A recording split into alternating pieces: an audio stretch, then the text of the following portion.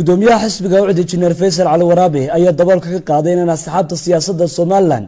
inay ku kalsooneen doorasho ay xukuumadda madaxweyne Silaanyo ay dalka ka qabato ayaa waxa uu yiri waanu sheegnaa inuu sacad inaanu dawladdan ku kalsooneen maadaama aan aragnay inay doorashadii dhawaaysay u qabatay maadaama aan aragnay dad iyagu ku caan baxay inay wax qarbudaan ay dawladda xagga sare kaga jiraan inaanan ku kalsooneen dawladdaas wax gacanta ku hayso amba civil registration haato amba voter registration haato dawladdu lumisay kalsoonida shacbiga inay tahay aan kana tashan doonaa hadhowta inay doorashada qabato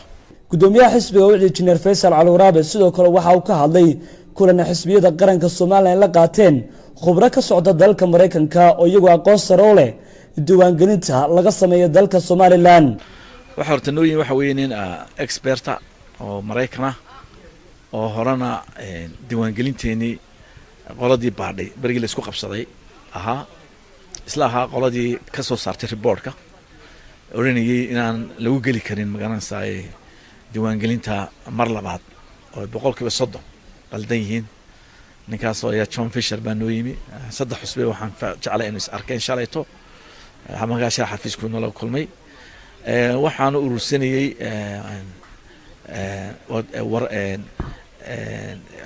xog warsab u yimi saan u rabnay in wax u dhacaan marka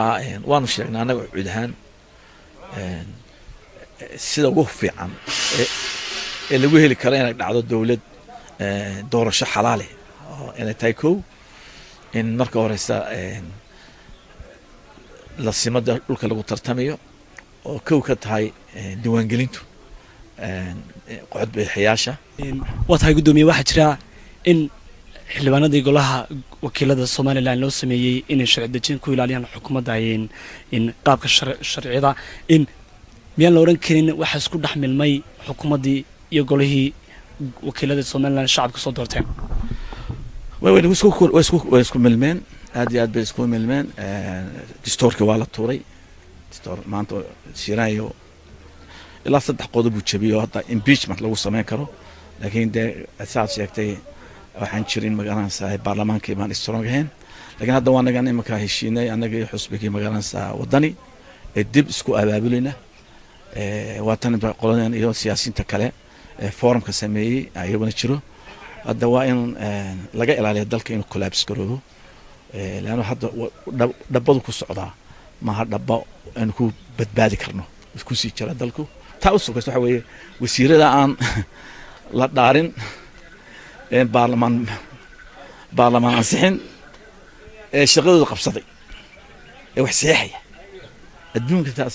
constitution waad arkay waxa ku yahay gudoomiyaha xisbiga cadaaladda iyo daryeelka Ucdi Injineer Faysal Cali Waraabe waxa uu soo dhaweeyay go'aanka xukuumadda Soomaaliland ka gaadhay shirka ka dhacaya dalka Belgium ee loo qabanayo dalka Soomaaliya waxa kale oo soo jeediyay in dib u eegis lagu sameeyo inuu sii socon karo wada hadalkii u dhaxeeyay Soomaaliland iyo Soomaaliya la iskuna yimaado talo qaran oo laga yeesho